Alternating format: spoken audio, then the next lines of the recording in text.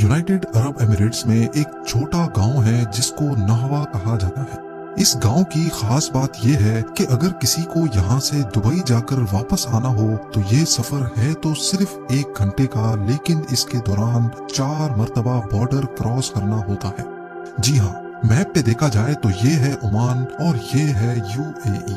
अगर इसको जूम करके देखा जाए तो यूएई के ईस्ट में अरेबियन सी के साहिल के करीब ये छोटा सा एरिया असल में ओमान का हिस्सा है, जिसको मदहा कहा जाता है। ये पूरी तरह ओमान से कटा हुआ है और चारों तरफ इसके यूएई है। लेकिन इससे भी ज्यादा इंटरेस्टिंग बात यह है कि मदहा के अंदर भी एक हिस्सा है जो यूएई की टेरिटरी है, जहाँ पर ये छोटी विलेज कायम है।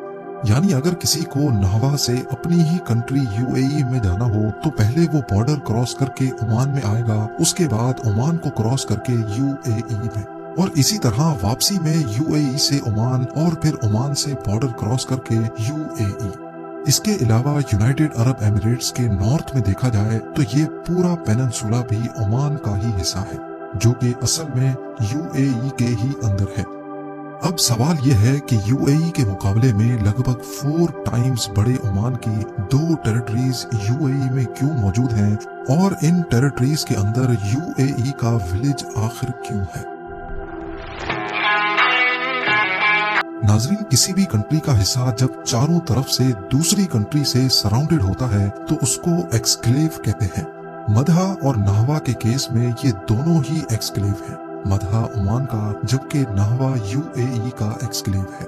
अब ऐसा नहीं है कि ये वाहिद एक्सक्लेव्स हैं, बल्कि पूरी दुनिया में करीब 40 से भी ज्यादा नेशनल लेवल के एक्सक्लेव्स पाए जाते हैं, और हर किसी की ऐसी ही इंटरेस्टिंग कहानी है। वो भी हम इसी वीडियो में जानेंगे, लेकिन पहले हम ये जानते हैं कि मदहा और नहवा के इस कॉम्प्लिकेटेड केस के पीछे कहानी क्या है। जिस तरह 1947 में पार्टीशन से पहले इंडिया एक बहुत बड़ी कंट्री हुआ करती थी, इसी तरह 1971 से पहले ओमान को भी ग्रेटर ओमान का दर्जा हासिल था। जहां अभी यूएई है वहां अलग अलग शेखों के इलाके बटे हुए थे, उनकी अपनी अपनी स्टेट्स थी, लेकिन इनका आपस में कोई खास कनेक्शन नहीं था। पर यहाँ ब्रिटिश एडमिनिस्ट्रेशन इनको लुक आफ्टर करती थी। जब ब्रिटिशर्स को यहाँ से जाना था तो वो चाहते थे कि ये सारी स्टेट्स मिलकर एक कंट्री की शक्ल बना लें, पर मसला ये था कि यहाँ के शेख आपस में बन नहीं रहे थे। शेखों को इनकी अपनी स्टेट्स के बॉर्डर्स का ही मालूम नहीं था। कोई कह रहा था कि फला हिस्सा मेरे कंट्रोल में है, लेकिन वहाँ के लोग किसी और शेख के साथ कमिटेड थे। जब ये बहस सारी एमिरेट्स को जोड़ने के बीच रुकावट बन गई, तब ब्रिटिशर्स ने यहाँ के लोगों को पावर दी थी। ये फैसला लोकल्स पर छोड़ दिया गया कि उनको किस शेख के पास जाना है। मदहा के लोगों ने ओमान के शेख के साथ कमिटमेंट जाहिर की, लिहाजा उनको ओमान का हिस्सा डिक्लेयर कर दिया गया। और इसी तरह मदहा के अंदर ही 40 घरों के एक छोटे गांव नहवा ने शारजा के शेख का साथ देने का फैसला किया। शारजा उन 7 स्टेट्स में से था जिनको मिलाकर यूनाइटेड अरब एमिरेट्स बना दिया गया, और तभी नहवा आज भी ओमान के अंदर यूएई का हिस्सा है, और यही ओमानी टेरिटरी यूएई के अंदर आती है।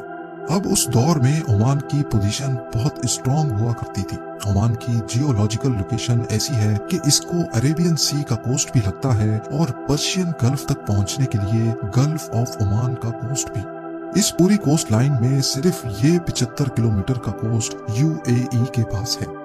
जब यहाँ बंटवारा हो रहा था तो ओमान चाहता था कि ये 75 किलोमीटर भी उनकी टेरिटरी में आ जाए, लेकिन ऐसा ना हो सका। इसी वजह से यूएई के नॉर्थ में मुसंदम पेनिनसुला ओमान से अलग हो गया। दुनिया में ऐसे और भी अजीबो गरीब बॉर्डर्स मौजूद हैं जिनकी कॉम्प्लेक्सिटी हर किसी को सवालात के जंगल में फंसा देती है।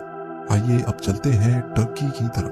वैसे तो ये कंट्री 7,83,000 स्क्वायर किलोमीटर के एरिया पर फैली हुई है, लेकिन इसका एक छोटा सा एक्सक्लेव सीरिया में भी मौजूद है।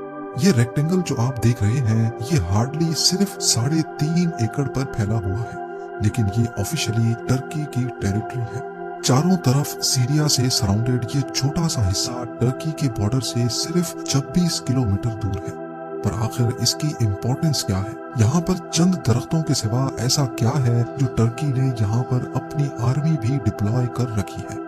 असल में टर्की की हिस्ट्री में ऑटोमन एम्पायर की बहुत इंपॉर्टेंस है, जिसको सल्तनत उस्मानिया भी कहा जाता है। इस एम्पायर को बनाया तो उस्मान ने था, लेकिन इसके पीछे काफी सारी मेहनत उस्मान के दादा यानी सुलेमान शाह की भी थी। ऐसा माना जाता है कि सफर के दौरान सुलेमान शाह यूफ्रेटीज रिवर में डूब गए थे और उनकी मौत हो गई। इसी वजह से उनको यहीं पर दफना दिया गया था। अब क्योंकि सीरिया में सिविल वॉर छिड़ चुकी थी और हर गुजरते दिन टर्की को इस टूम की रखवाली करना मुश्किल हो रहा था, इस पर टर्की ने 2015 में एक मिलिट्री ऑपरेशन किया, जिसमें बरसों पहले गुजर जाने वाले सुलेमान शाह के रिमेन्स को वहां से निकालकर टर्की के बॉर्डर से सिर्फ 180 मीटर दूर दोबारा दफनाया गया, क्योंकि शायद यहाँ इस नए मकबरे की रखवाली करना टर्किश के लिए ज्यादा आसान था।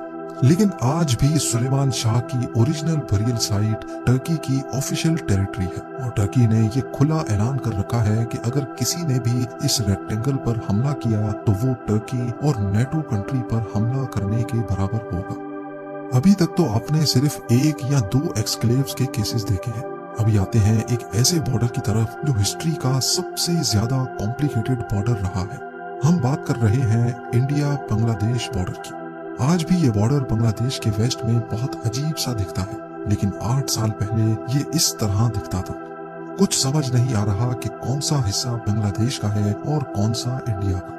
अगर नंबर्स की बात की जाए तो बांग्लादेश में टोटल 102 इंडियन एक्सक्लेव्स, जबकि इनके अंदर 21 बांग्लादेशी एक्सक्लेव्स पाए जाते थे, जिनमें सबसे फेमस और दुनिया का वाहिद 3rd ऑर्डर एनक्लेव ढाला खागड़ाबाड़ी के नाम से जाना जाता है। ये छोटा सा फार्म जो आप देख रहे हैं, ये इंडिया का एक्सक्लेव बांग्लादेश में मौजूद है। ये बांग्लादेशी टेरिटरी भी असल में इंडिया के अंदर एनक्लेव है और ये इंडियन टेरिटरी खुद इंडिया से कटी हुई है और बांग्लादेश में एनक्लेव्ड है।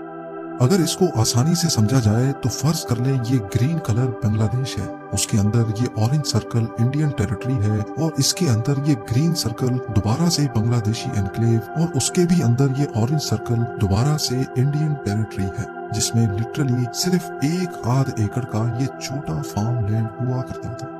अगर अभी भी आपको समझ नहीं आया तो आप अकेले नहीं हैं। बांग्लादेश और इंडियन सरकार को भी ये मामला इतना कॉम्प्लिकेटेड लग रहा था कि उन्होंने आपस में एग्रीमेंट करके इस मुश्किल को आसान बनाने के लिए एनक्लेव्स और एक्सक्लेव्स एक दूसरे से एक्सचेंज कर लिए। 2015 में इंडिया को 51 बांग्लादेशी एनक्लेव मिले, जबकि बांग्लादेश को 111 Indian enclaves. Land boundary agreement के बाद कुल मिलाकर इंडिया ने 40 स्क्वायर किलोमीटर की जमीन बांग्लादेश को दे दी। यहाँ रहने वाले लोगों को चॉइस दी गई कि अगर उनको यहीं रहना है तो उनकी मर्जी, वरना वो अपने पसंद की कंट्री को चूज कर सकते हैं। इन तमाम एनक्लेव और एक्सक्लेव्स को एक्सचेंज करने के बाद भी आज तक एक इंडियन एनक्लेव अभी भी मौजूद है। डहाग्राम के नाम से पहचाना जाने वाला ये हिस्सा असल में है तो बांग्लादेशी टेरिटरी, लेकिन इसके चारों तरफ इंडिया मौजूद है। अगर आप इसके ईस्ट में देखेंगे तो हैरान कुन तौर पे ये बांग्लादेश से हार्डली सिर्फ 180 मीटर्स दूर है। ये बीच का 180 मीटर्स का पैच इंडियन टेरिटरी है। अगर डहाग्राम के इस रोड से वॉक करके कोई अपनी ही कंट्री बांग्लादेश जाए और फिर वापस आए तो 4 मिनट के अंदर अंदर उसको 4 मरतबा बॉर्डर क्रॉस करना पड़ेगा।